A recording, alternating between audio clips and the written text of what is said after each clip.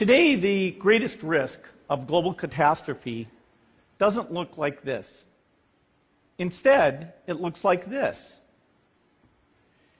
If anything kills over 10 million people in the next few decades, it's most likely to be a highly infectious virus rather than a war.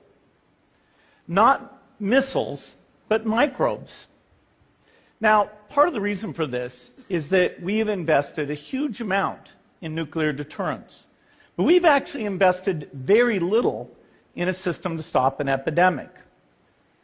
We're not ready for the next epidemic. You can have a virus where people feel well enough while they're infectious that they get on a plane or they go to a market. The source of the virus could be a natural epidemic like Ebola, or it could be bioterrorism. And so there are things that would literally make things 1,000 times worse. In fact, let's look at a model of a virus spread through the air like the Spanish flu back in 1918.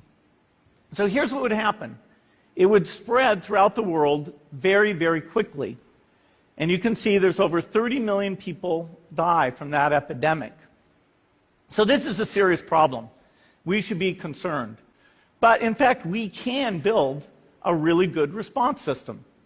We have the benefits of all the science and technology that we talk about here. We've got cell phones to get information from the public and get information out to them. We have satellite maps where we can see where people are and where they're moving. We have advances in biology that should dramatically change the turnaround time to look at a pathogen and be able to make drugs and vaccines that fit for that pathogen. So we can have tools, but those tools need to be put into an overall global health system, and we need preparedness. The best lessons, I think, on how to get prepared are, again, what we do for war. For soldiers, we have full-time waiting to go. We have reserves that can scale us up to large numbers. NATO has a mobile unit that can deploy very rapidly. NATO does a lot of war games to check, are people well trained? Do they understand about fuel and logistics and the same radio frequencies? So they are absolutely ready to go.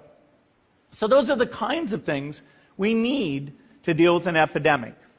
What are the key pieces? First is we need strong health systems in poor countries.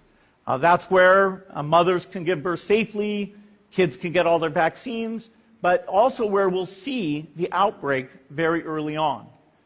We need a medical reserve corps, lots of people who've got the training and background who are ready to go with the expertise.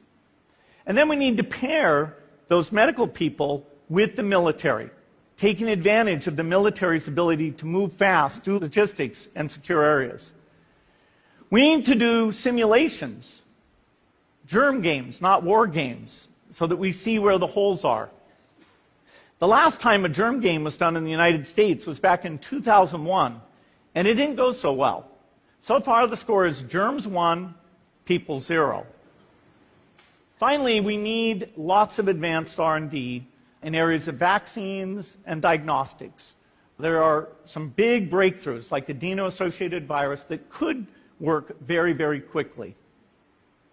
Now, I don't have an exact budget for what this would cost, but I'm quite sure it's very modest compared to the potential harm.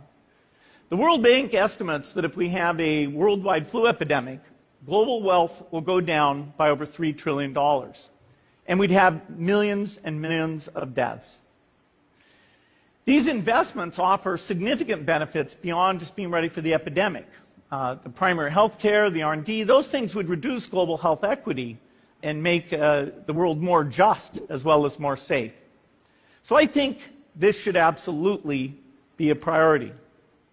There's no need to panic. We don't have to hoard cans of spaghetti or go down into the basement. But we need to get going because time is not on our side. In fact, if there's one positive thing that can come out of the Ebola epidemic, it's that it can serve as an early warning, a wake-up call to get ready. If we start now, we can be ready for the next epidemic. Thank you.